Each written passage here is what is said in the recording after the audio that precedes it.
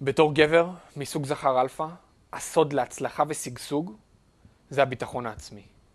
אם אתה לא מאמין בעצמך, אז אף אחד לא יאמין בך. ובשביל ביטחון עצמי, אתה חייב לעמוד במילה שלך מול עצמך. אם אתה אומר שאתה עושה משהו, אז אתה עושה אותו. זה הכל. אתה רואה בחורה שנראית לך מעניינת, נראית לך כמו טרף קל. אתה קופץ על ההזדמנות הזאת. אתה קופץ על זה ואתה טורף אותה. ואתה מאמין בעצמך והיא תעוף על זה. והיא תרצה אותך ברמות, אחי, ברמות. אתה פשוט צריך לבוא ולגשת בביטחון. וזה יעזור לך בכל אספקט בחיים שלך. אחי, בבישולים, במשפחה, עם בחורות, עם חברים, בעסק, בבית, עם סבתא, אחי. סבתא שלך, אתה לא מבין כמה דמי כיס היא תיתן לך אם היא תעוף עליך. תוציא אותה, תקשר אליה כל יום. כל יום אתה צריך להתקשר לסבתא שלך, אחי, לשאול מה שלומה.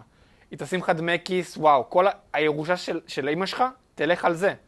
על הדמי כיס, בחג. אוקיי? אגוזים. מפצח אגוז, אל תשתמש במפצח אגוזים. תפוק אותו לראש. ככה. והוא יתפצלח כי אתה מאמין בעצמך. והגולגולת שלך יותר קשה מהאגוז.